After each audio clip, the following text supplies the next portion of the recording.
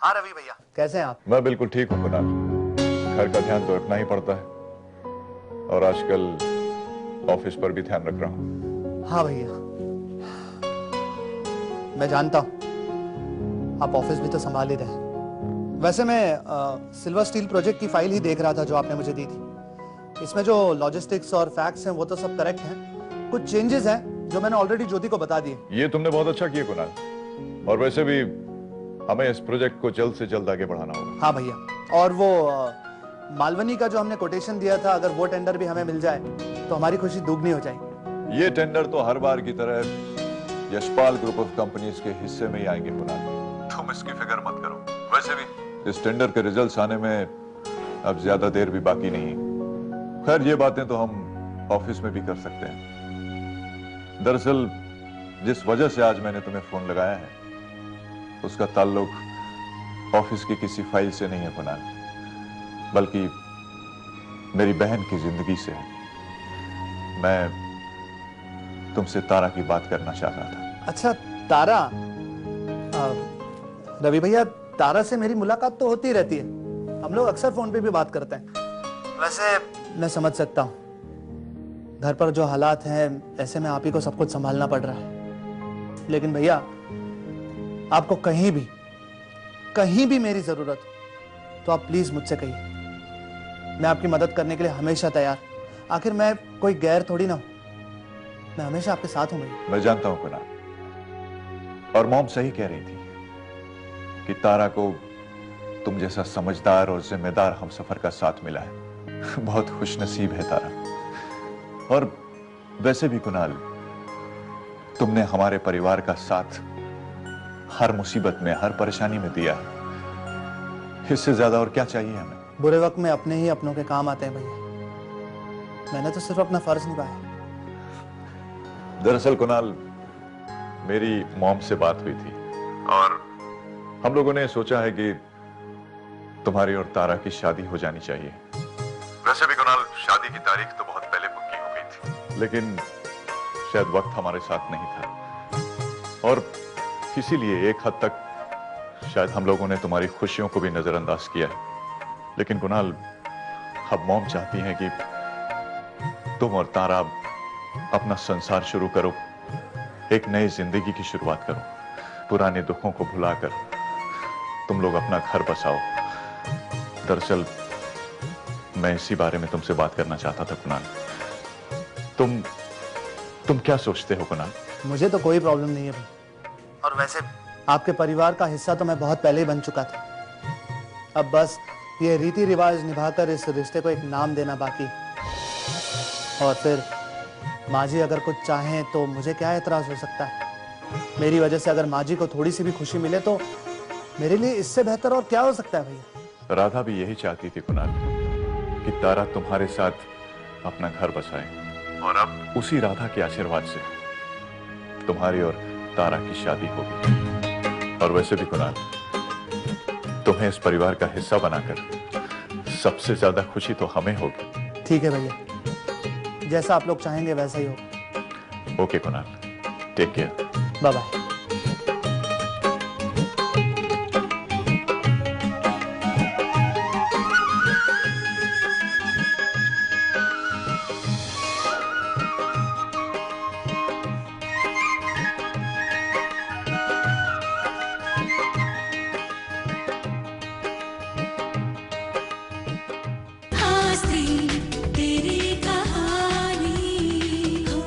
Hi Rahul,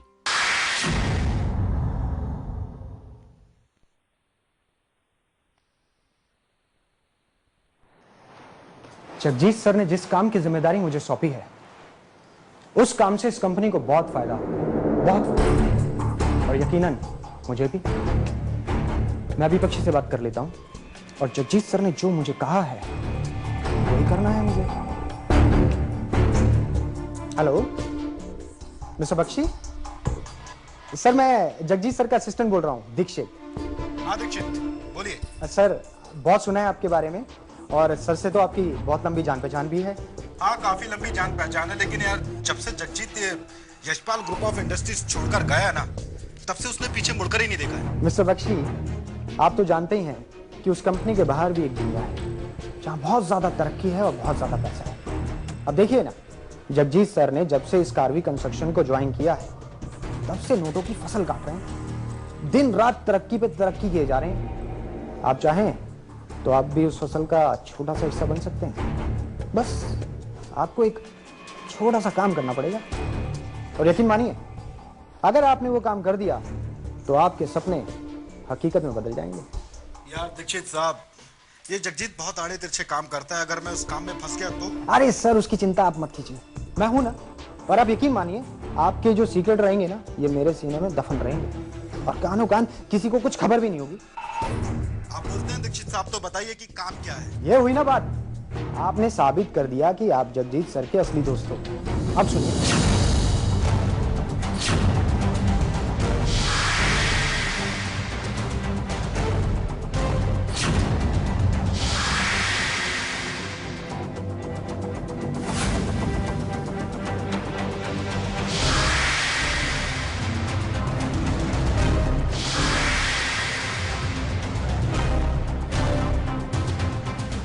thank you mister Bakshi, आपने ये सिद्ध कर दिया कि एक दोस्त ही दूसरे दोस्त के काम आता है। शाम तक आपका पैसा आपके घर तक पहुंच जाएगा। और हाँ, याद से सर को फोन जरूर कर लीजिएगा। हाँ मिस्टर दीक्षित, मैं जगजीत को फोन जरूर कर लूंगा। Thank you sir, thank you very much. Jagjit sir इस कंपनी के लिए बहुत फायदेमंद साबित हो रहा है। अगर मैं भी उनकी इसी राह पर चलता रहा ना, तो मैं भी माला माल हो जाऊंगा।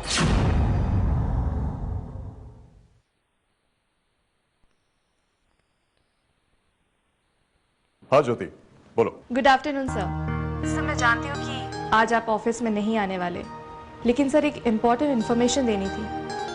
Sir, Malvani group of companies की टेंडर लिस्ट में हमने अपनी कंपनी का नाम लिखवाया था। शाम को उनके टेंडर लिस्ट का रिजल्ट आने वाला है सर, और ऐसे में शाम को आपका ऑफिस में होना बहुत ज़रूरी है।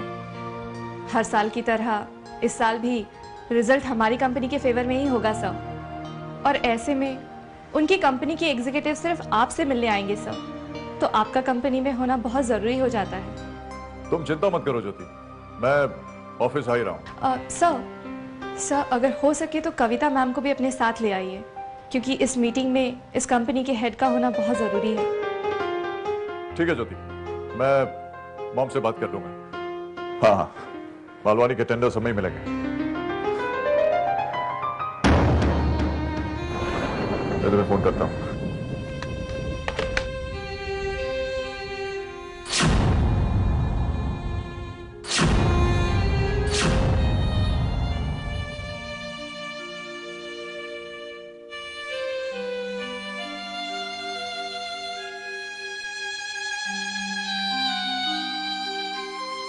अजय, अजय तुम जल्दी से तैयार हो जाओ। क्या हुआ भैया? भैया राधा का पता चल गया क्या? राधा का पता भी चल जाएगा जी, लेकिन इस वक्त मैं तुम्हें ऑफिस ले जाना चाहता हूं, क्योंकि यहां घर की चार दीवारी में रहोगे तो अपने दुखों में और खोते जाओगे। तुम मेरे साथ चलोगे तो तुम्हें अच्छा लगेगा। ओके, तुम जल्दी से तैयार हो जाओ, मैं तुम्हें अभी लेने आता हूं। ओके?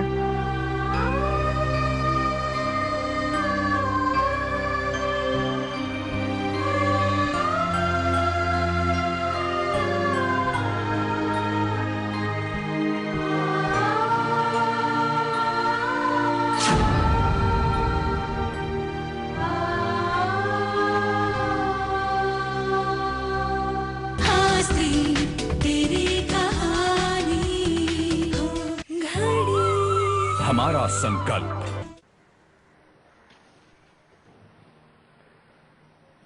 सर। बोलो दीक्षित। सर, मैंने मालवानी टेंडर्स के लिए अपनी कंपनी की कोटेशन भेज दी है। गुड। दीक्षित, ये टेंडर हर हाल में कावेरी कंस्ट्रक्शंस को ही मिलना चाहिए। याद रहे, इस टेंडर की कामयाबी और नाकामयाबी पर ही तुम्हारा और जगजीत का भविष्य इस ऑफिस में टिका हुआ है। जगजीत को मैंने इस कंपनी में इसीलिए अपॉइंट किया है ताकि वो यशपाल कंपनी के वो राज मुझे लाकर दे सके जो उनका कोई खास हो, और जगजीत इस बात को अच्छी तरह जानता है। तुम भी ये बात जितनी जल्दी समझ लो तुम्हारे लिए बेहतर होगा। उम्मीद करता हूं तुम मुझे निराश नहीं करोगे। बिल्कुल नहीं सर, जैसा जगजीत सर कह रहे हैं सर मैं वैसा ही कर रहा हूँ, और उन्हीं के कहने पर मैंने टेंडर की बात आगे भी बढ़ा दी है सर। यशपाल इंडस्ट्रीज को आप भी गिरता हुआ देखना चाहते हैं और जगजीत सर भी। सर मैंने बरसों से कावेरी कंस्ट्रक्शन में काम किया है, अब मैं भी तो उसका हिस्सा हूँ। विश्वास कीजिए सर, आपको निराश नहीं होगा। श्योर दीक्षित, अब जब तुम्हारे पास टेंडर जीतने की अच्छी खबर हो तभी मुझे अपनी ये शक्ल बताना, क्योंकि मुझे बातों पर नहीं काम पर ज्यादा यकीन रहता है, समझे? प्लीज।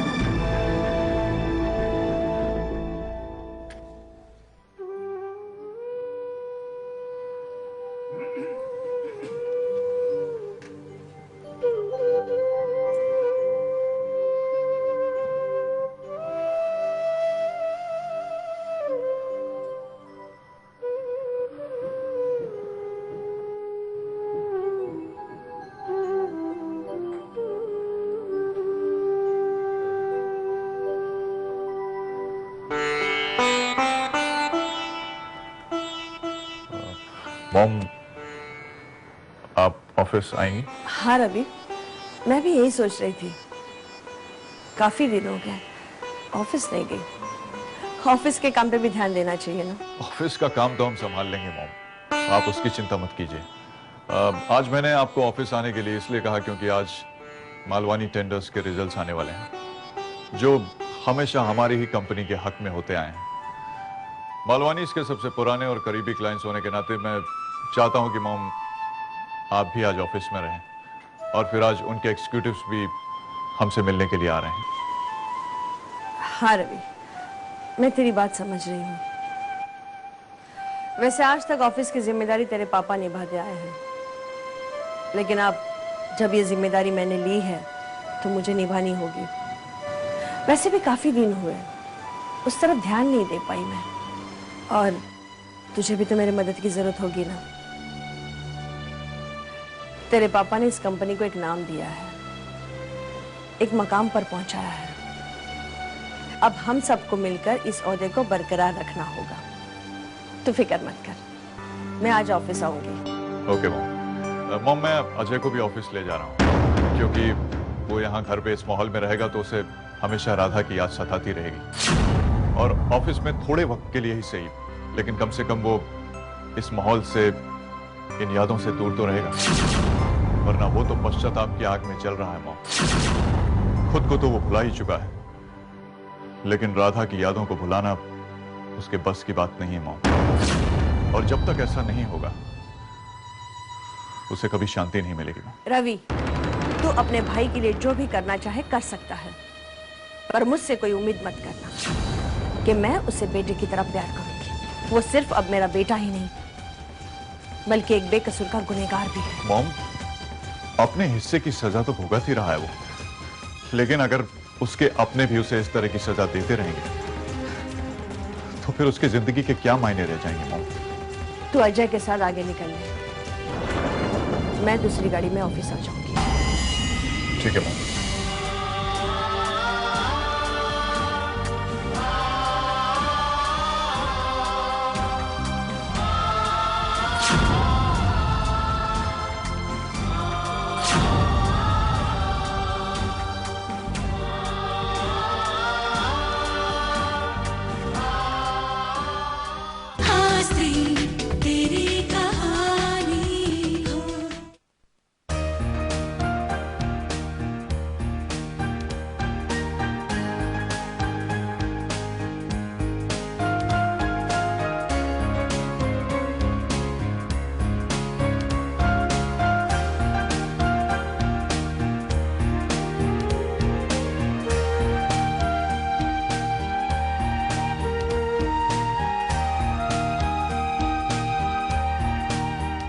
स्टडी कर ली तुमने?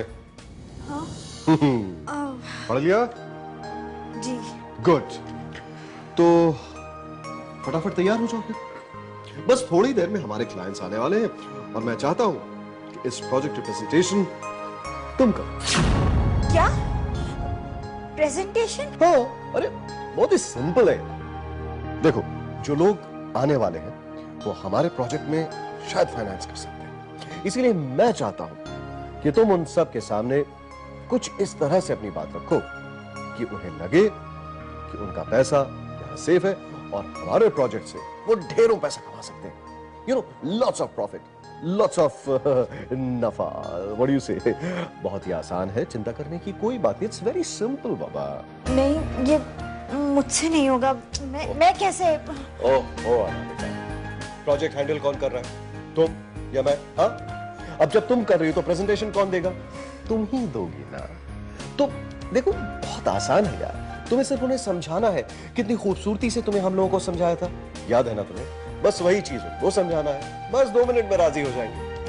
और सुनो, देखो मुझे तुम पर बहुत भरोसा है, समझी? I know you will do it because you can do it. All the best, buck up, तैयार हो जाओ। हाँ, थोड़ी देर में।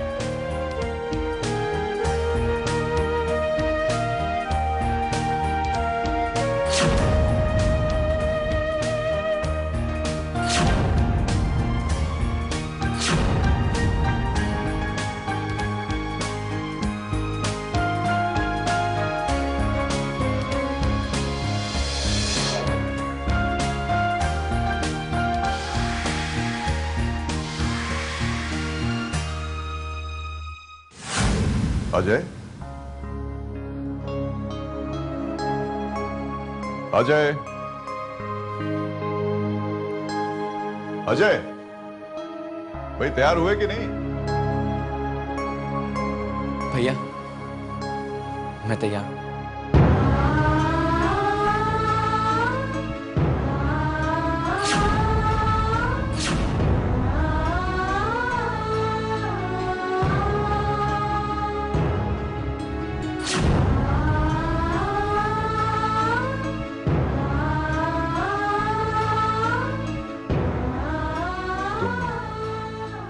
इस तरह से ऑफिस जाओ?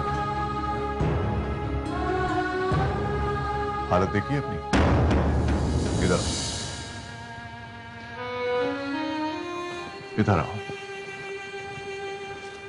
ये देखो किस तरह से लग रहे हो तुम। इस तरह ऑफिस जाओगे?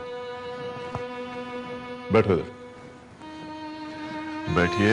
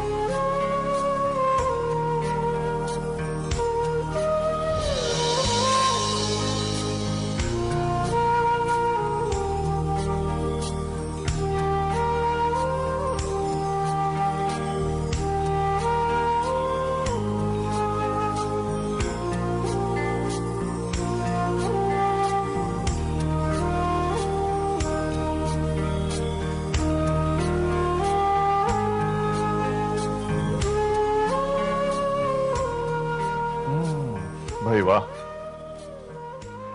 अब मेरा भाई लग रहा है ना स्मार्ट।